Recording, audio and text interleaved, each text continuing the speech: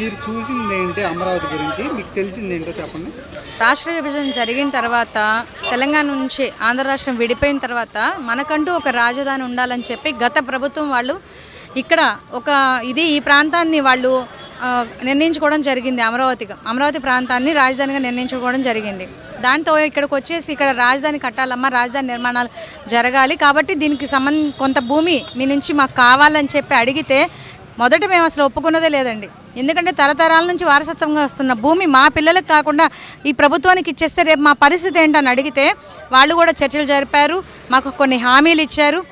ఇట్లా మీ బిడ్డల భవిష్యత్తుతో పాటు రాష్ట్ర బిడ్డల భవిష్యత్తు బాగుంటుంది, చాలా ముందు మీరు చరిత్రలో నిలిచిపోతారు, త్యాగదనులు అవుతారు, ఇలా ఎన్నో రకాలుగా చెప్తే సరే మన బిడ్డల భవిష్యత్తుతో పాటు అందరిది బాగుంటుందని చెప్తున్నారు కాబట్టి మనకు ఒక రాజధాని కావాలి కాబట్టి నమ్మకంతో ఒక నమ్మకం కూడా ఉందండి. ఎందుకంటే ఆయన హైదరాబాద్ని చాలా బాగా అభివృద్ధి చేసి చూపించారు కాబట్టి ఆ నమ్మకంతో ఆ రోజున ఇవ్వడం జరిగింది. మళ్ళీ తర్వాత ఏదైనా గవర్నమెంట్ మారితే పరిస్థితి ఏంటి అని అనుకున్నప్పుడు కూడా అప్పుడున్నటువంటి ప్రతిపక్షాల వాళ్ళు కూడా అందరూ దానికి ఆమోదం తెలిపారు ఆ రోజు అసెంబ్లీ సాక్షిగా.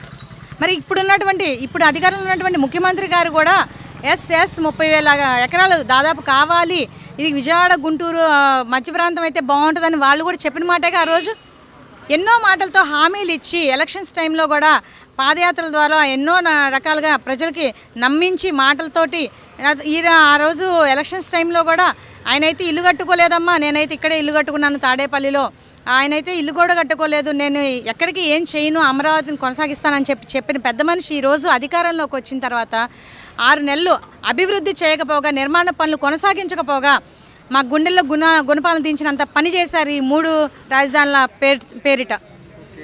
అమరావతి రాజధాని ఒక గ్రాఫిక్స్ మాత్రమే, అభివృద్ధి చెందలేదు అంటున్నారు, దానికి మీరు ఇవన్నీ గ్రాఫిక్స్ అని చెప్పి మాట్లాడినటువంటి పెద్ద మనుషులు బొత్స గారు కూడా ఇక్కడికి వచ్చి వాటిని మెడెత్తుకొని మరీ చూశారండి. ఇవి ఎంత ఎత్తున ఉన్నాయా అని మెడెత్తుకొని చూశారు, అక్కడ తిరిగారు, లోపలికి వెళ్ళారు. అవి గ్రాఫిక్స్ అయితే మరి ఆడ నుంచి పడిపోవాలిగా, అసలు వెళ్ళే ఛాన్సే లేదుగా, అసలు అక్కడికి అడుగుపెట్టే ఛాన్సే లేదుగా. మరి మీరంతా ఎక్కడ తిరుగుతున్నారు? ఈరోజు సచివాలయం ఉంది, అసెంబ్లీ ఉంది, ఎక్కడికి వస్తున్నారు, దేనిలో కూర్చుంటున్నారు, ఎలా మీరు నిర్ణయాలు తీసుకుంటున్నారు? క్యాబినెట్ మీటింగ్లు ఎక్కడ జరుగుతున్నాయి? ప్రజలకి న్యాయం ఎక్కడ చేకూరుతుంది? హైకోర్టు ఉంది కదా, మరి ఇవన్నీ గ్రాఫిక్స్ అని అంటారా? ఎందుకు ఇక్కడ అన్ని వాస్తవాలు కనిపిస్తున్నా కూడా ప్రజలకి అవాస్తవాలను ఎందుకు వాళ్ళు చేరవేస్తున్నారో మాకైతే అర్థం కావడం లేదు. ఇక్కడ మాత్రం ఎవరైనా వచ్చి చూడండి, అప్పట్లో కూడా చాలామంది ఒక పర్యాటక కేంద్రం లాగా ఇక్కడికి వచ్చి ఈ ప్రాంతం చూసి వెళ్ళేవాళ్ళు. ఇక్కడ హైకోర్టు చేశారంట, అసెంబ్లీ కడుతున్నారంట, ఇక్కడ ఎన్నో ఎమ్మెల్యే ఎమ్మెల్సీ క్వార్టర్స్ జరుగుతున్నాయంట, విట్ కాలేజీ వచ్చిందంట, మన పిల్లలకు కూడా ఇక్కడ దగ్గరలో కాలేజీలు కడుతున్నారు, ఎక్కడికో దూరంగా వెళ్ళాల్సిన పని లేదు, మన పిల్లలు కూడా ఇక్కడ మనకు అందుబాటులో రోజు కనబడుతూనే చదువుకుంటూ ఉంటారని చెప్పి ఎంతో ఆశగా ఎదురు చూసిన వాళ్ళు కూడా ఉన్నారు. మరి ఈ రోజున అవన్నీ ఏమవ్వాలి? అవన్నీ గ్రాఫిక్సా? వచ్చి చూడండి, వచ్చి వాస్తవాలను తెలుసుకున్నారు. కానీ ఆయన కావాలని ఆ రకంగా మాట్లాడుతున్నారు. పైన ముఖ్యమంత్రి గారు మాట్లాడమంటారు, వీళ్ళు ఆయన మెప్పు కోసం మాట్లాడుతూ ఉంటారు. అవన్నీ అబద్ధాలు, వాళ్ళు చెప్పేవన్నీ ఈరోజు నోరు తెరిస్తే అబద్ధాలు, బూతులు తప్ప ఏబిసిడీలు కూడా తెలియనటువంటి మంత్రులు వచ్చి ఇక్కడ మనల్ని ఉద్ధరిస్తున్నారు. అందుకు మనం సిగ్గుపడాలి. ఎందుకు ఒక ఛాన్స్ ఇచ్చామని ఈరోజు ప్రతి ఒక్క వర్గం వాళ్ళు కూడా బాధపడుతూనే ఉన్నారు. ఈరోజు మేము ఒక రైతులుగా కాదు, ఆంధ్ర రాష్ట్రంలో ప్రతి ఒక్క వర్గం వాళ్ళు ఇబ్బందులు పడుతూనే ఉన్నారు. మహిళల్ని మొట్టమొదట అసలు మన రాష్ట్రంలో కానివ్వండి, దేశంలో కానివ్వండి, అసలు స్త్రీలను గౌరవించకపోవడం అనేది మన రాష్ట్రంలోనే జరుగుతుంది. ఈరోజు స్త్రీలను నడి రోడ్డుని నిలబెట్టిన ఘనత ఈ ముఖ్యమంత్రి గారితే. అటు ఆశా వర్కర్లను కానివ్వండి, శ్రామికులు కానివ్వండి, మహిళలు కానివ్వండి, మహిళా రైతులు కానివ్వండి, అంగన్వాడీ కార్యకర్తలు కానివ్వండి, ప్రతి ఒక్కళ్ళని నడి రోడ్డుని నిలబెట్టిన ఘనత ఈ ముఖ్యమంత్రి గారిదే. పని చేయించుకుంటారు, వెట్టి చాకరీ చేయించుకుంటారు, వాళ్ళకి వేతనాలు ఇవ్వరు. మా భూములు తీసుకున్నారు. ఈరోజు వార్షిక కౌలు మీద ఆధారపడి మా యొక్క జీవనాన్ని కొనసాగిస్తున్నాం. చేసుకోవడానికి వ్యవసాయం లేదు. కరోనా టైము ఎన్నో రకాలుగా ఆర్థికంగా ఇబ్బంది పడుతున్నారు.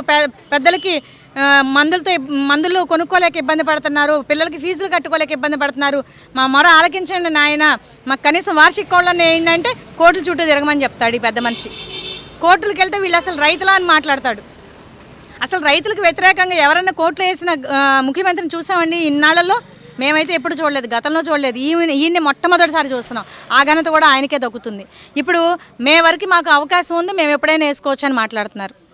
అంటే ఏం దీన్ని బతకాలి? పిల్లలకి ఫీజులు ఎలా కట్టుకోవాలి? పెద్దవాళ్ళకి మందులు అవి ఎలా ఇవ్వాలి? అంటే ప్రాణాలు పోయినా పర్వాలేదు, ఆయనకి ఇష్టమే. ఇప్పుడు ఆయన తీసుకున్న మూర్ఖత్వ నిర్ణయానికి 200 మంది పైగా రైతులు బలయ్యారు ఇక్కడ. ఇక మమ్మల్ని కూడా చంపాలని చూస్తూ ఉంటాడు, లాఠీ చార్జీలు చేసి మానసికంగా హింసిస్తా చీకటి జీవోలు తీసుకొస్తాడు.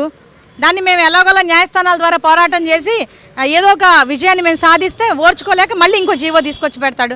ఇలా దినదిన గండం 100 ఏళ్ల ఆయుష్గా మా బ్రతుకులు అయిపోయినాయి. ప్రతిరోజు కూడా కన్నీళ్లు, కష్టాలు. తినడానికి అసలు తిండి సహించదు, పడుకోవాలంటే నిద్ర రాదు. రేపేం సమస్య తీసుకొచ్చి పెడతాడో మనకి ఈ బాధలు, ఈ ఆలోచనలతోనే మాకు రోజులు గడిచిపోతున్నాయి. ఇంకా 3 నెలలు, ఖచ్చితంగా 3 నెలలు ఓర్చుకుంటే కనుక ఈరోజు రాష్ట్రం అంతా కూడా ఆయనకి వ్యతిరేకంగానే కనపడుతూ ఉంది, నిజం కళ్ళకు కనపడుతుంది. కాబట్టి తప్పనిసరిగా ఈయన ప్రజలందరూ ఓటు అనే వేటేసి అదే ఆయుధంగా చేసుకొని ఈయన తప్పకుండా గద్దె దించుతారని మేమంతా కూడా ఎదురు చూస్తున్నాము. తప్పనిసరిగా ఇలాంటి వాళ్ళు అనేది పాలన అనేది చేయకూడదు. ప్రజలు కూడా ఆలోచించుకోవాలి, మన భవిష్యత్తును బంగారు బాటకు వేసేది ఎవరా అని చెప్పి, మనల్ని ఉద్ధరించేది ఎవరా, ఏ నాయకుడు అని చెప్పేసి ఆ నాయకుడిని మాత్రమే గెలిపించుకోవాలి. ఇలా ఒక్క ఛాన్స్ అని మాయ మాటలతో ఎవరు ఇక ముందు కూడా మోసపోకూడదు అని చెప్పి ప్రతి ఒక్కరికి విన్నవించుకుంటున్నాము. Like and subscribe Eagle Media Works.